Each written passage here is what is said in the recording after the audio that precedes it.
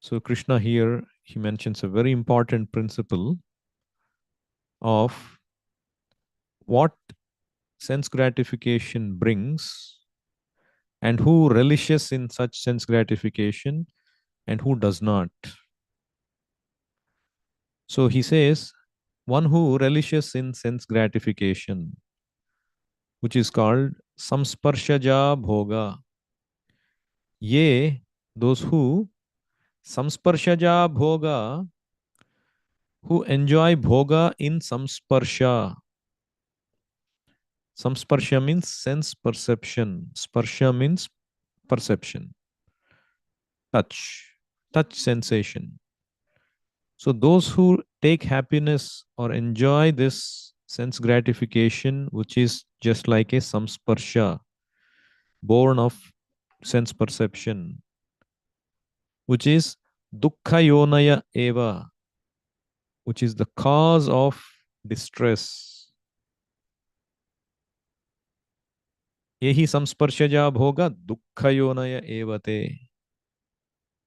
One who takes pleasure in sense gratification eventually will get misery because adi antavantaha, such kind of gratification is temporary because it has adi, beginning and end.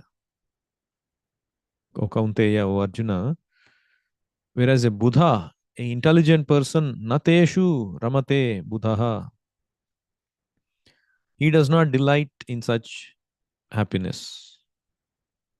So Prabhupada translates this as an intelligent person does not take part in the sources of misery which are due to contact with the material senses. O son of Kunti, such pleasures have a beginning and an end, and so the wise man does not delight in them. So Prabhupada mentions in the purport, material sense pleasures are due to the contact of the material senses, which are all temporary, because the body itself is temporary. A liberated soul is not interested in anything which is temporary, knowing well the joys of transcendental pleasures. How can a liberated soul agree to enjoy false pleasure? So, the liberated soul, he is enjoying the true pleasure. Ramante yogino anante satyanande chidatmani iti ramapadena sau param brahma abhidhiyate. Why the Supreme Personality of Godhead is also called Rama? So, in that sense, Krishna is also called Rama because Ramante yogino anante. He gives Rama means pleasure. And these yogis and transcendentalists, they are seeking Ananta, Ramante Anante, unlimited pleasure from Krishna. That is Satyananda. This is real happiness, not the illusory, false happiness, which seems like happiness, which is actually distress. Why? Because, so let's say it's compared to a scratching sensation. So there is a kind of pleasure in scratching the surface of the skin when you feel an itch, isn't it? It feels good. But because it feels good, if you keep on scratching, what will happen? It will also tear our skin and blood comes out and misery. So that which is masked as happiness is not happiness, but it is actually the source of distress. Dukkha yonaya.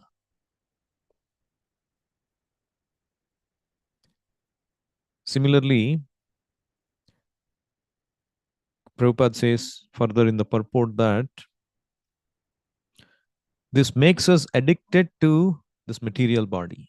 The sense pleasure makes us addicted to the material body, material senses. And when we die, attached to this body and senses, we get another body, another material body, which is the source of misery. This body means misery. Asesha Rujam Virohaha is the source of innumerable diseases. It's a lost cause. This body is diminishing returns.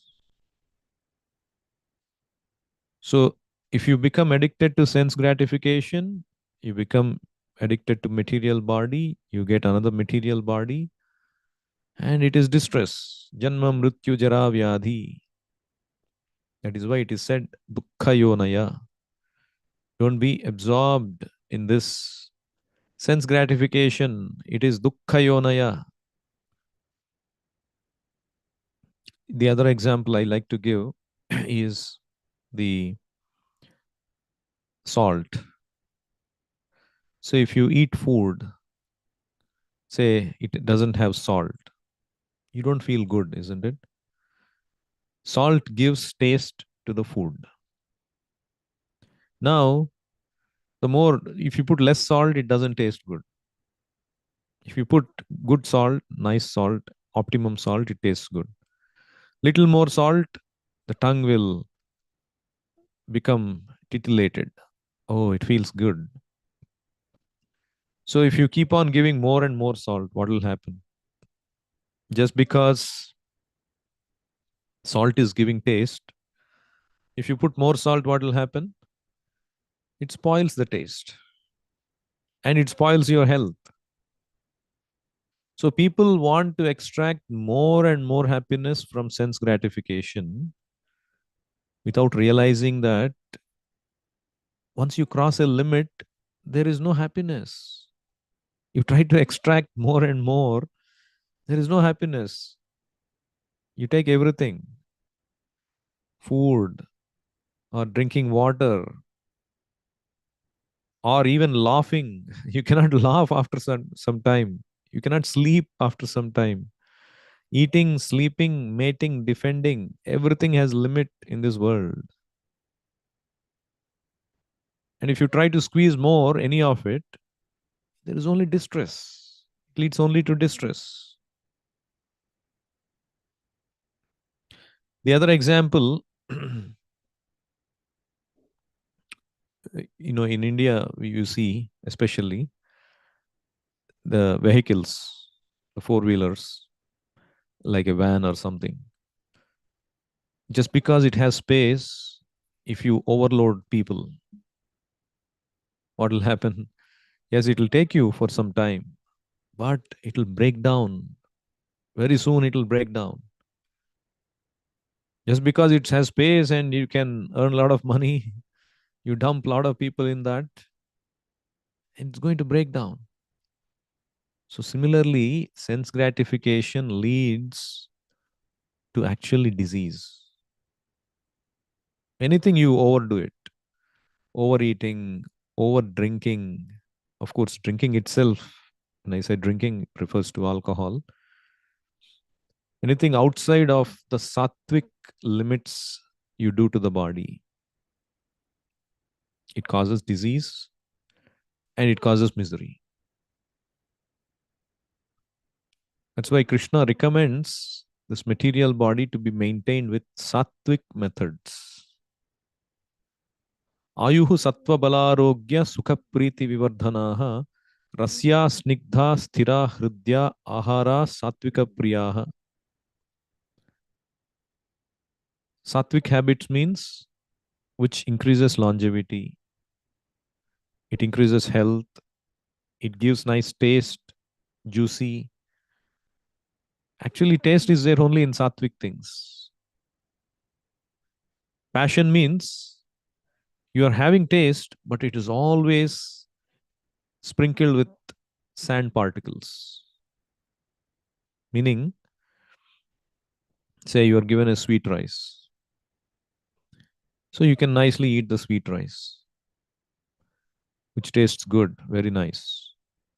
But say if the sweet rice has sand particles sprinkled, what will happen? every morsel you eat, you're tasting sweet, but there is every bite you are chewing these sand particles. You all have experience, isn't it? If you eat some rice item, suddenly one stone comes, small stone, and you feel miserable, isn't it? Like that, every morsel, if it is tainted with that, what will happen? So the happiness in mode of passion, it appears like happiness because of that small taste, but there is so much of background nuisance, background misery. Even goodness, for that matter, it is conditioning. Of course, it is better than passion in the sense that you're not committing sinful activities, but it can still make you addicted to this material world. So the happiness in this material world, particularly sense gratification, is like that. Say, let's say you are called, somebody calls you to a lunch feast.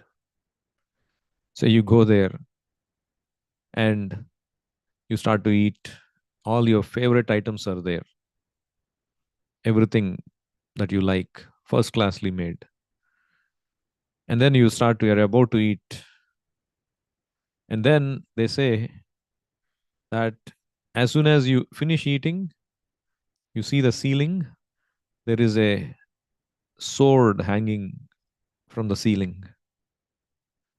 The moment you eat, you finish eating, the sword is come down and fall on you with its pointed tip. And just imagine the condition of the person who is going to eat. Will he be able to eat properly? No. So it's like that. Our happiness in this world, you see these birds and beasts.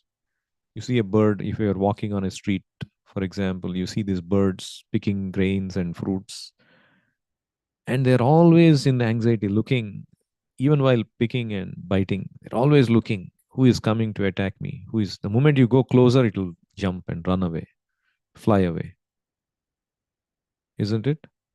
So there is really no pure happiness in this world. It is always tainted with misery, with anxiety. This material world, it's called kuntha. Kuntha means anxiety. Whereas the spiritual world is called Vaikuntha, Vigata Kuntha, means no anxiety. It's pure happiness. There is no inebriety. There is no thinking, oh, if I do this, I'll put on weight. If I unite with somebody, I'll have children. So everything will have it's tainted with inebriety. Whereas in the spiritual world, it's pure happiness, pure pleasure, because the idea is you're not seeking gratification of your senses. This happiness in the spiritual world comes from giving happiness to Krishna. That is the idea of the spiritual world. The happiness that comes from giving Krishna happiness, that is true happiness. Just like simple, all these are simple examples, but difficult to realize. Like Prabhupada talks about the strike. We have this labor strike, and people strike against the companies and all of that. So, like that, these bodily parts, they all strike against the belly. Hey, we are all working hard and feeding the belly, and the belly is enjoying. So let us strike against the belly.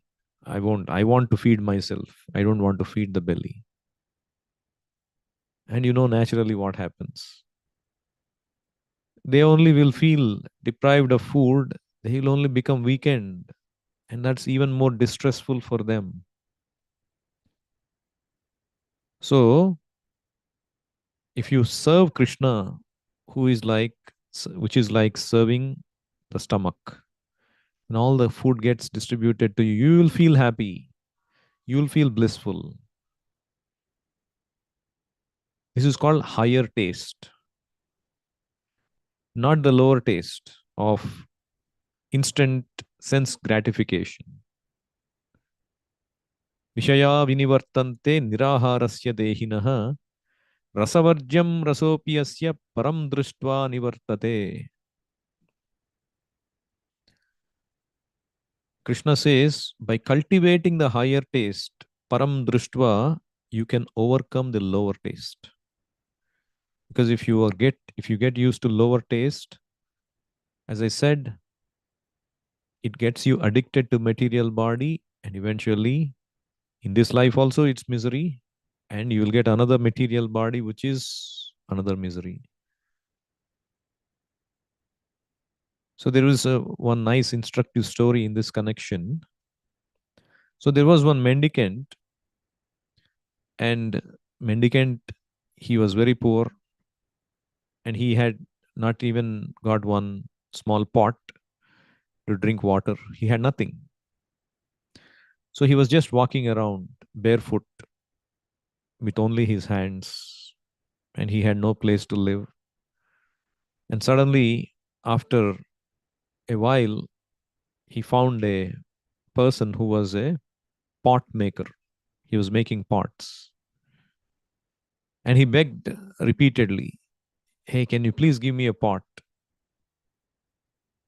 I'll use it for various purposes." So this man was very strict. He wouldn't give part anything that he possessed. So this mendicant, because he didn't have any other option, he kept on begging, "Please give me the pot." And after 9 months of begging, this pot maker made him a pot and gave it to him. And the mendicant became happy. He took the pot and he was looking at it, nice, beautiful, shiny, painted pot. "Oh, I got this pot, I got this pot." And he was dancing this way and that, and he was jumping and he was throwing up the pot in jubilation. And when he threw the pot up into the air in joy, he tried to catch it and somehow he fumbled and it fell down and it broke. So, the moral of this story is that is this 9 months refer to the pregnancy, where the body is made, the pot is made inside the womb of the mother. And then we come out at the end of it. That is like we got this material body, nice, shining, beautiful looking body. It's like the pot. And we become happy. Yes, now I can enjoy my senses. And when we engage in sense gratification, and then fart, the pot is broken. And then we have to get another pot transferred to another belly, wait for 9 months in misery in that condition. And then when I come out again, if you are not fortunate to practice Krishna consciousness, again you have to go through that. So this is like Mrityu Samsara Vartmani. Prahlad Maharaj says, Jihvai katochyuta vikarshati ma vitrupta Shishnonyatastvagudharam shravanam kutaschit Granonyataschapaladrikvacha karma shaktir Bhartya swapatya iva geha patim lunanti. See, what he says is very instructive. He compares these senses to that of 5 wives. So we have different senses. The tongue, then, the ears, eyes, nose, all these kind of things. And they're all attracting, just like a husband with multiple wives goes to the house. Each of them is in one room and they're all pulling the husband. You have to spend time with me. You have to spend time with me. And pulling each other. And the senses are like that. The tongue is attracted to something which is tasty. Eyes are attracted to see something which is nice. The ears are attracted to something nice to hear, which gives feasts to my senses. So like that, every sense is attracting me in different ways, and I'm just helplessly being dragged. Swapatnya iva geha patim lunanti. They loot this man from happiness, peace. There is no peace. If the senses are always dragging you, where will there be peace? So if the nice picture that is given in Bhagavad Gita, you might have all seen this. There is this chariot with 5 horses. Not, of course, not Krishna's chariot, but there is this man sitting driving the chariot, and then there is a passenger behind. He is like, his face is all in anxiety, and these horses are running wild hither and thither, and he doesn't know where he is going. It's chaos, isn't it? Even one horse you get on which is uncontrolled, how much chaotic it will be, how much miserable it will be. And there are 5 wild horses and they're running, and it'll lead to a disaster. So uncontrolled senses are like that. The senses, the reins of these horses are compared to the mind. And the person, the chariot driver, is compared to the intelligence.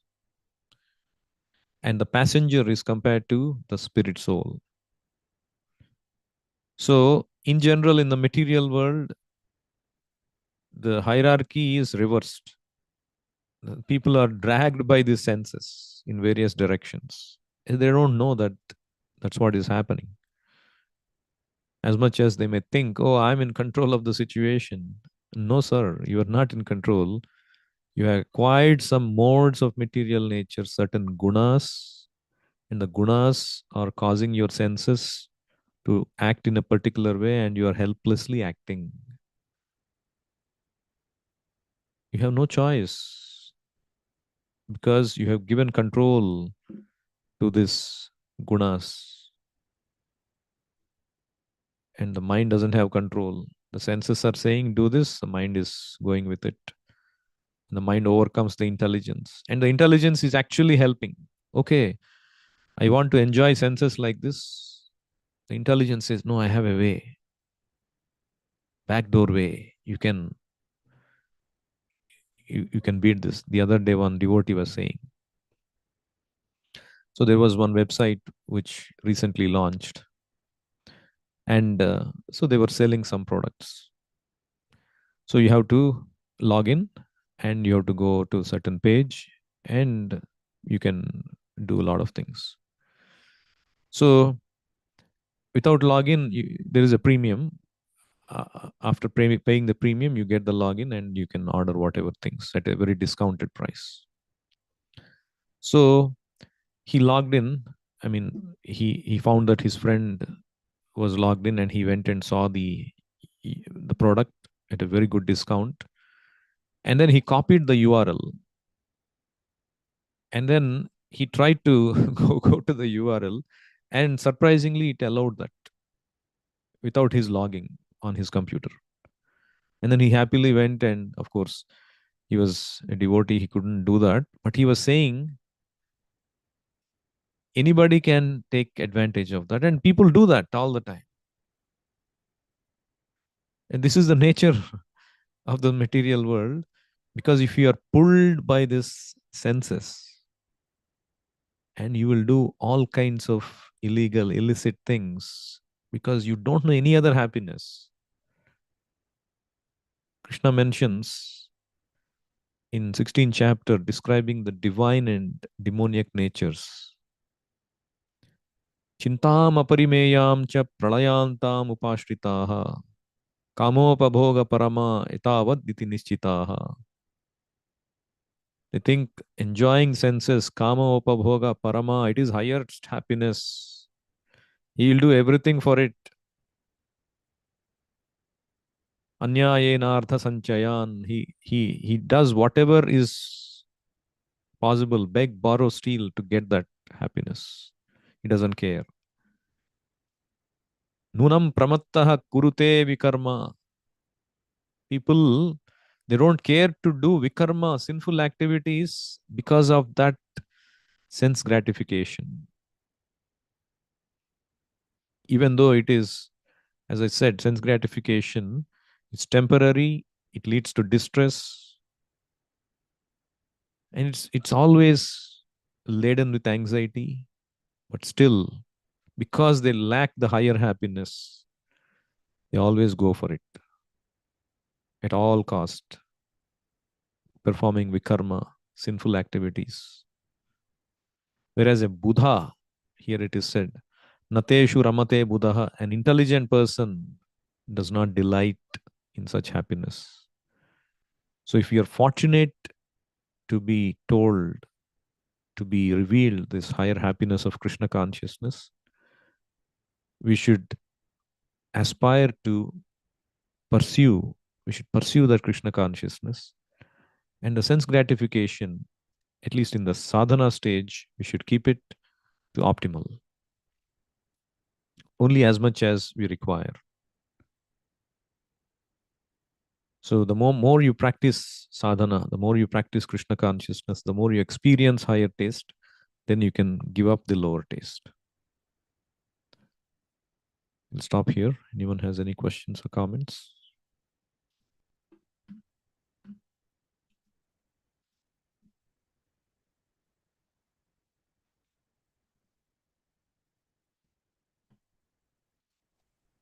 Hare Krishna Prabhuji, Sadar Pranam. Our glorious Hare Krishna. Krishna Prabhupada, please accept my humble obeisances. Hare Krishna. Prabhuji, a very nice lecture today. But we are into this material world and even in Sattva Guna. How will we identify that we are not carried away by our senses? How will you identify that you are being carried away by the senses? That you are not carried away by your senses. Being in Krishna consciousness and then doing all the activities for Krishna and all. But still, sometimes our senses are so strong. So how do, but we feel that we are doing everything for Krishna, but how do we know that we are carried away by senses? Sometimes we don't know. Yeah. So that is why we need to be in the association of devotees, that, and then in the association of devotees, when we serve Krishna, and the more we serve Krishna sincerely, Krishna reveals.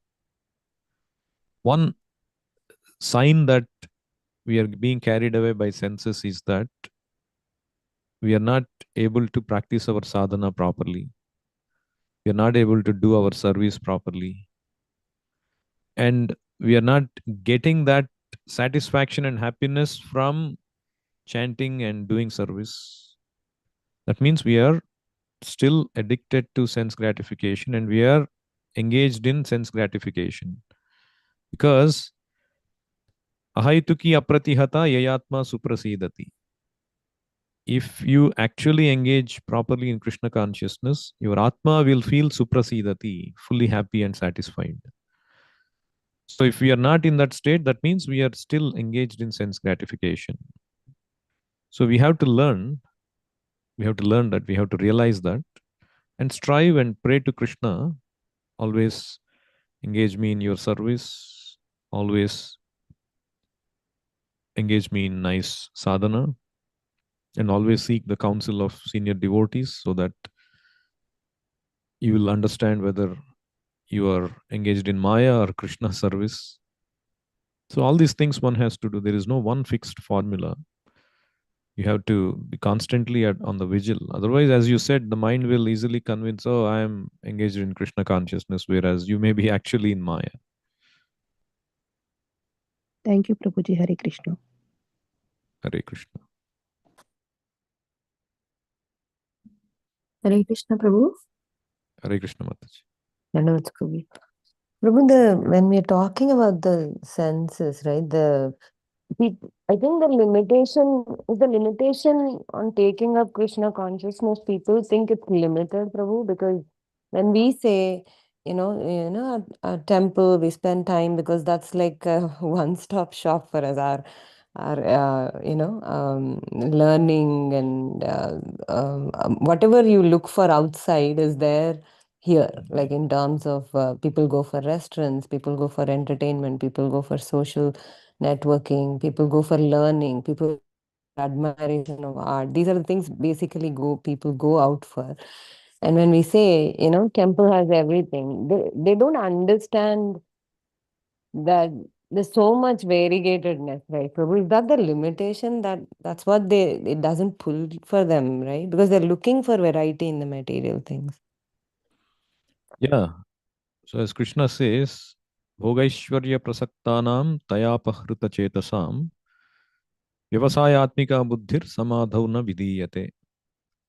If one is addicted to bhoga and aishwarya or attached to bhoga and aishwarya, bhoga means sense gratification, aishwarya means opulence. If one is attached to that, then this vyavasayatmika buddhi samadhau, the steadiness and inclination to Krishna consciousness does not come. Because in Krishna consciousness, it is happiness by giving service to somebody, not taking service. So for that, Adav Shraddha is needed. A lot of Agnata Sukruti needs to be given to that person so that it matures into faith. And when that faith comes, then they can become steady and actually relish. There is so much of pleasure, transcendental pleasure, but because they don't have faith, and it seems that, oh, you are serving somebody, you are foregoing all these things, you're not going to restaurants and eating. They'll feel like that. You're not hearing cinema songs and going to movies. They'll feel like that. So they need faith, initially faith, and for that they need Agnata Sukruti. And when they actually come and actually participate, you see anybody who comes, oh, such a nice kirtan. Oh, what a nice prasadam. Great festival. Oh, if they actually focus on chanting, they'll feel so pleasurable. But for that to happen, there is an initial inertia. For that, that faith needs to be generated. Thank you so much, Prabhu. Hare Krishna, Jai Shri Prabhupada.